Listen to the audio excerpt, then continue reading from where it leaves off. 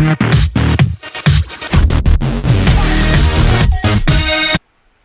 I thought I'd do another video on the John Deere. Decided to do an oil change on it today. I don't even really think it needs one that bad, but I'm just going to do it just for insurance sakes. It doesn't cost much to do it, so once a year, change the oil. It's good for the deer. Okay, just got the hood open and got a drain pan positioned underneath the drain outlet. So what you need for that is just a pair of channel locks or vice grips. Or you can just use your hands like I'm going to. So basically you just turn it counterclockwise a little bit so it moves off that little indent just like that. And then you can pull it straight out and let the oil drain out. Right into your catch can, not on your floor like that. Try and get it all in the catch can. Okay, so I just positioned my floor jack under the bumper on the opposite side of the drain. Just to kind of lean things over the other way, just to drain out every last little bit of oil. It's almost all out of it now. You can see just a little stream coming out of it. So I'm just going to let that drain till it stops, and then I'll put the plug back in. Okay, so all the oil's drained out of it. It's just barely dripping there, so I'm just going to put this cap back on, and it's pretty self-explanatory. You just position it over that little indent, push it on all the way, and then turn it to lock it on, and that's it. So on this oil change, I'm going to be changing the oil filter, and this is where it can get a little bit messy.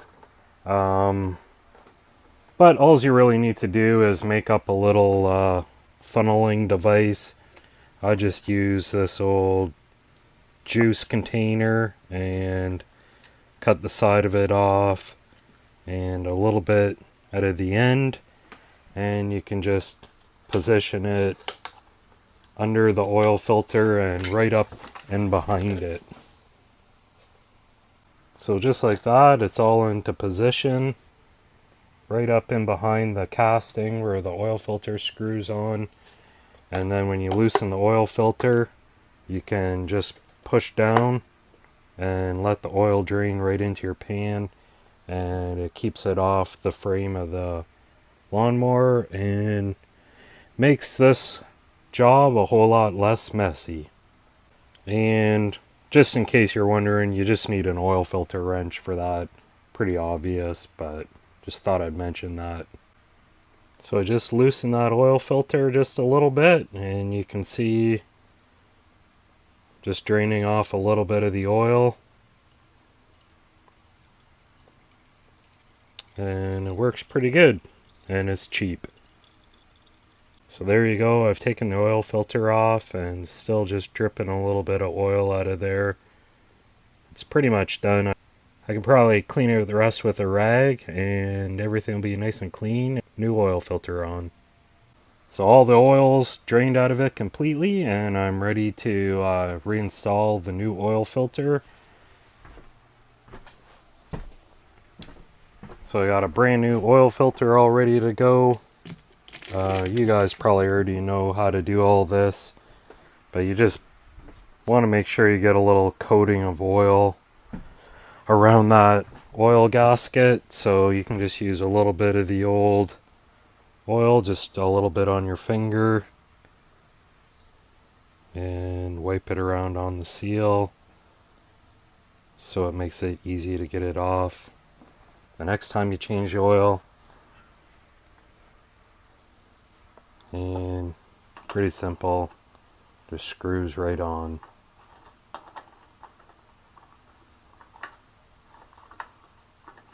And you don't want to over tighten them, but you don't want to under tighten them either. So just use your judgment on that, how tight you think you should have it is probably tight enough.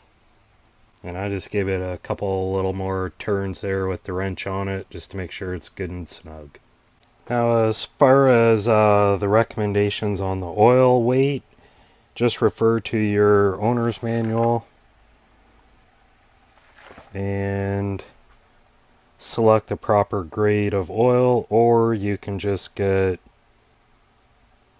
the preferred John Deere oils, Turf Guard, +4, +52, whatever those are. I have used the Turf Guard before, but lately I've just been running 1030. That works good in my environment. I'm actually using a full synthetic 1030, so it works for me, so that's what I'm going to keep using. Now, depending on which model you have, the oil capacity may vary. I couldn't find an exact specification for mine. It's a D170 with 26 horse. Yeah, 26 horse Briggs and Stratton. I'm going to put a full liter and a half in, and then start with that and see where the oil's at. So I just measure out half a liter, and I'll put 3 of these in and check it, see where it's at, maybe stir it up, let the oil circulate, fill up the oil filter, and check it again and add more if necessary, which I probably will have to.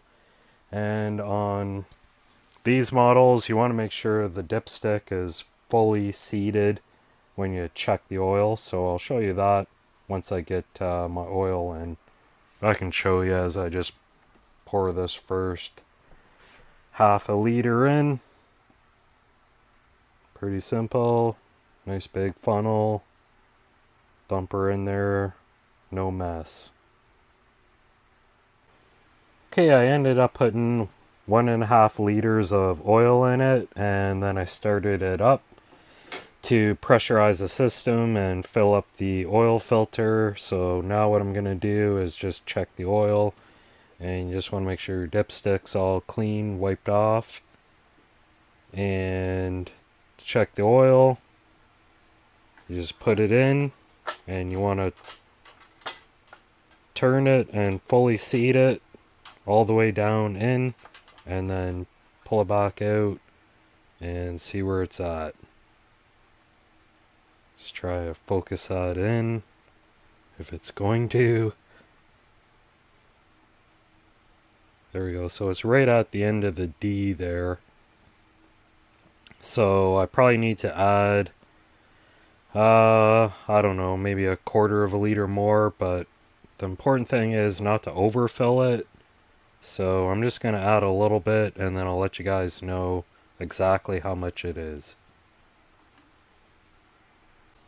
Okay, I found it to take 1.8 liters just to get it a little bit above the low add mark side, which is where I found it to be the best oil level.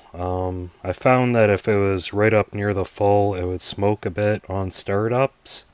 So I figured that maybe there was just a little too much oil in it. So I run it down here. I've never had any issues. That's just my own little opinion. What I found out with my own lawnmower with the 26 horse Briggs and Stratton, but anywhere in between those two marks is where you want to be. So I just keep it on the low side, once again, just to avoid a little bit of a smoky stirred up. So there you go. That's all you need to do to change the oil, and just make sure when you check the oil that the dipstick is fully down and seated. That's exactly how they tell you to check it in the owner's manual if you don't have one. But if you don't have one, I suggest you grab it and always refer to it whenever you're doing any type of service work to your lawnmower. But once again, this is just to help you guys out. case you wanted to tackle it yourself, and hope it helps you out. If you like my video, and if you haven't subscribed, hit the old subscribe button. I plan on doing more and more videos as time goes on, hopefully to help you guys out. So that's the end of it. Thanks for watching.